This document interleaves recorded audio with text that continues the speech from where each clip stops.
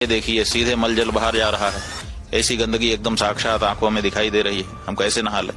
लेकिन उनका जो भौतिक स्वरूप है जल, अगर वो मल युक्त था, उसमें फीकल कोलिफॉर्म की मात्रा इतनी ज्यादा थी जितनी की अस्वीकार्य है स्नान के लिए भी।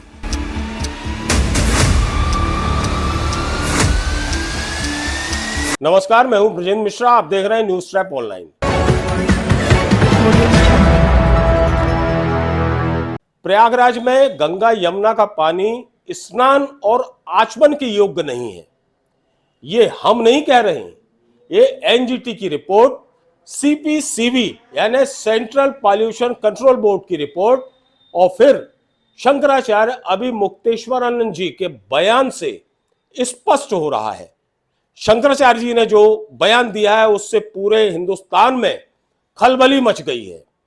शंकराचार्य अभिमुक्तेश्वरानंद ने कहा है इन रिपोर्टों का हवाला देकर कि प्रयागराज में गंगा यमुना का पानी आचमन तो छोड़िए स्नान के योग्य नहीं है, क्योंकि उसमें फीकल कोलिफॉर्म जो केमिकल होता है इसकी मात्रा ज्यादा पाई गई है। शंकराचार्य के इस बयान से हड़कंप और खलबली का माहौल है। हम सबसे पहले सुनवाते हैं कि शंकराचार्य जी ने अपने बयान में क्या कहा है और क्या रीजन बताया है कि गंगा यमुना का पानी क्यों स्नान और आचमन के योग्य नहीं है। सुनिए शंकराचार्य जी को। 40 से 50 करोड़ के बीच में लोगों को वहां पर स्नान कराया जा रहा है। कहा जा रहा है कि हमने बहुत सारी व्यवस्था कर दी, पूरे विश्व में डंका पीटा जा रहा है, लेकिन जो मूल आवश्यकता थी लोगों को स्नान के लिए शुद्ध गंगा यमुना की धारा का जल, वो व्यवस्था तो नहीं हो पाई। पूरा मेला बीत गया। हम लोग अब वहां से निकल करके दूसरे जगहों में आके दूसरे कार्यों में लग गए, लेकिन जो शुद्ध जल लोगों को उपलब्ध होना चाहिए था वो नहीं मिला। ये बात नेशनल ग्रीन ट्रिब्यूनल ने कुंभ के आरंभ होने के पहले ही बता दी थी कि जो आख्याएं आई हैं उनके अनुसार गंगा यमुना की जो धाराएं हैं वो स्नान और आचमन के योग्य भौतिक रूप से नहीं हैं। उन्होंने कुछ निर्देश भी जारी किए थे कि ये कार्य आप करिए। विशेष करके जो नाले गिर रहे थे शहरी मलजल के, उनके बारे में कहा था कि इनको आप दूर करिए शुद्ध जल, ताकि लोगों को स्नान के लिए उपलब्ध हो सके।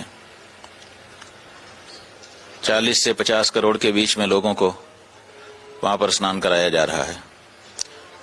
कहा जा रहा है कि हमने बहुत सारी व्यवस्था कर दी, पूरे विश्व में डंका पीटा जा रहा है, लेकिन जो मूल आवश्यकता थी लोगों को स्नान के लिए शुद्ध गंगा यमुना की धारा का जल, वो व्यवस्था तो नहीं हो पाई।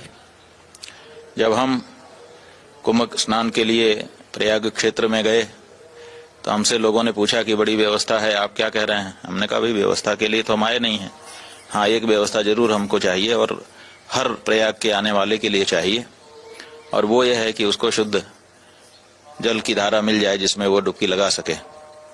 एनजीटी ने कहा है, अखबारों में छपा है कि स्नान और आचमन योग्य जल नहीं है। तो इस बारे में हमारा ये अनुरोध है यहाँ की सरकार से भी और माघ मेला के अधिकारियों से भी, कुंभ मेला अधिकारियों से भी, कि वे हर घाट से सैंपलिंग करवा करके रोज की रोज रिपोर्ट सार्वजनिक करें कि शुद्ध जल है स्नान का। लेकिन उन्होंने तो नहीं किया। पूरा मेला बीत गया।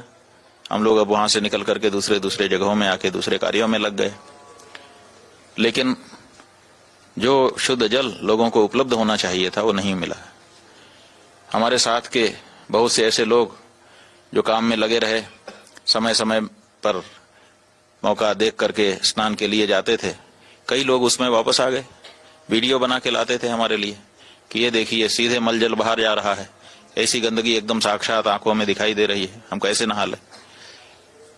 और उसी जगह पर हजारों लोग नहाते भी थे अपनी श्रद्धा भावना के कारण कि भाई चलो हम तो गंगा नहाने आए, अब क्या करें। तो ये जो बात है, गंगा माता की जो पवित्रता है उसमें तो कोई बाधा नहीं है, पाप नाशिनी जो शक्ति है उसमें तो कोई बाधा नहीं है, लेकिन उनका जो भौतिक स्वरूप है जल, अगर वो मलयुक्त था, उसमें फीकल कोलिफॉर्म की मात्रा इतनी ज्यादा थी जितनी कि अस्वीकार्य है स्नान के लिए भी, तो इसका तो दोष सरकार को है। और इसीलिए हम कह रहे थे कि भाई ये बताओ, बाकी व्यवस्था ठीक है, हमारे सोने की, हमारे नहाने की, हमारे खाने की व्यवस्था है कि नहीं, लेकिन डुबकी लगाने के लिए हमको शुद्ध जल है कि नहीं, कम से कम ये तो करो। पिछली बार जब अर्ध कुंभ वहां पर हुआ था तो इस सरकार ने उसको कुंभ नाम दिया था और ये कहा था कि इस बार तो हम नाले नहीं बंद कर पाए, लेकिन अगले कुंभ में कोई भी नाला गंगा यमुना की धारा में गिरता नहीं दिखाई देगा, लेकिन वहां तो दिखाई दे रहा था। तो ये सब जो बात है ये बड़ी आपत्तिजनक है। करोड़ों करोड़ सनातन धर्मियों के स्वास्थ्य के साथ, उनकी आस्था के साथ, उनकी भावना के साथ एक तरह से खिलवाड़ है। तो जब सरकार इस बारे में गंभीर ही नहीं है, जब वहां की जो संस्थाएं हैं वो गंभीर ही नहीं है, तो फिर कुछ भी होगा। जनता की आस्था को आप दोहन कर रहे हैं, लेकिन उनके लिए जो आपके कर्तव्य हैं उनको निभाने में कहीं ना कहीं कमजोर सिद्ध हो चुके। अब क्या वीआईपी कल्चर, जिनको वीआईपी बना के आप ला रहे हैं, जिनके लिए आप एक पूरा क्षेत्र खाली रखते हैं, सड़कें खाली रखते हैं, विशेष वाहन उपलब्ध कराते हैं, उनको भी तो जल वही नहाने के लिए आप उपलब्ध करा रहे हैं। आखिर सारे वीआईपी उसी मलयुक्त जल में ही तो स्नान करके गए। दरअसल केंद्रीय प्रदूषण नियंत्रण बोर्ड ने 6 मानकों पर गंगा यमुना सरस्वती के पानी की जांच की थी और करीब 73 जगहों से उन्होंने पानी के सैंपल लिए थे। इन सैंपलों की जो रिपोर्ट आई उसने चौंका दिया। अभी मुक्तेश्वरंज के कह रहे हैं कि रिपोर्ट में जो भी सामने चीजें आई हैं उससे ये तय है कि गंगा यमुना का जो पानी है वो बेहद गंदा है और उसमें मलमूत्र की भी मात्रा शामिल है, यानी बेहद अशुद्ध है, जिसमें डुबकी लगाई जा रही है।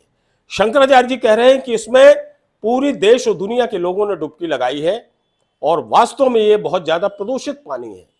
उन्होंने ये भी स्पष्ट कहा कि उन्होंने सरकार से ये आग्रह किया था कि नियमित रूप से गंगा के जल की आप सैंपल लेकर उसकी जांच कराएं और उसकी शुद्धता बताएं, ताकि जो लोग वहां डुबकी लगाने आ रहे हैं, स्नान करने आ रहे हैं, उन्हें शुद्ध और साफ पानी नसीब हो सके। लेकिन शंकराचार्य कह रहे हैं कि सरकार ने उनकी बात को नहीं माना और गंगा में लगातार जो नाले की गंदगी है, सीवर की गंदगी है, ये समाहित हो रही है। अभी मुक्तेश्वरन जी ने यह भी कहा कि पिछले बार के अर्ध कुंभ में, जिसे सरकार ने कुंभ का नाम दिया था, उन्होंने ये मांग की थी कि गंगा को शुद्ध किया जाए और इसमें जो नाले का गंदा पानी मिल रहा, गंदगी मिल रही है, उसको रोका जाए। तो सरकार ने यह वादा किया था कि इस बार नहीं कर पाए, अगली बार का जो महाकुंभ होगा उसमें जरूर हम इस गंदे पानी का जो उसमें सप्लाई है उसको हम रोक देंगे। लेकिन इस बार भी ये सीवर का जो पाइप है और नाले की जो गंदगी है वो गंगा में समाहित होने से नहीं रोकी जा सकी। इसकी वजह से गंगा यमुना का पानी बेहद प्रदूषित और संक्रमित हो गया है और गंगा को तो वैसे ही देश और दुनिया की सबसे अशुद्ध नदियों में गिना जाने लगा है। उसकी वजह है प्रदूषण और प्रदूषण के भी जो कारण है वो 3-4 कारण मुख्य है। एक तो सबसे पहला कारण यह है कि गंगा के किनारे जो लगातार घनी बस्ती बसती जा रही है उसमें सीवरेज का जो अपशिष्ट समाहित हो रहा है, उसके कारण गंगा बहुत ज्यादा गंदी हो रही है। दूसरा रीजन यह है कि घाटों पर जो शव का अंतिम संस्कार होता है, आपको मालूम है कि अंतिम संस्कार किया जाता है और उसके बाद जो उसकी राख होती है वो भी उसी में विसर्जित होती है। उसकी वजह से भी गंगा यमुना बहुत ज्यादा प्रदूषित हो रही है। और तीसरी जो सबसे बड़ा रीजन है वो यह है कि जो औद्योगिक अपशिष्ट निकलता है, इंडस्ट्रियल एरिया का जो वेस्टेज निकलता है, वो भी इसी गंगा में समाहित हो रहा है, जिसके कारण गंगा लगातार मैली हो रही है और गंदी हो रही है। हालांकि सरकार ने, केंद्र सरकार ने, मोदी सरकार ने गंगा को शुद्ध करने के लिए मिशन के रूप में अभियान शुरू किया है, लेकिन वर्तमान की स्थिति जो शंकराचार्य जी बता रहे हैं उनके मुताबिक यही है कि जो महाकुंभ चला उसमें गंगा और यमुना का पानी, आचमन तो छोड़िए साहब, स्नान योग्य नहीं रहा। जो रिपोर्ट एनजीटी ने यानी नेशनल ग्रीन ट्रिब्यूनल ने दी है और जो रिपोर्ट केंद्रीय प्रदूषण नियंत्रण बोर्ड यानी सीपीसीबी ने दी है। इस रिपोर्ट से वास्तव में कई सवाल खड़े हो गए।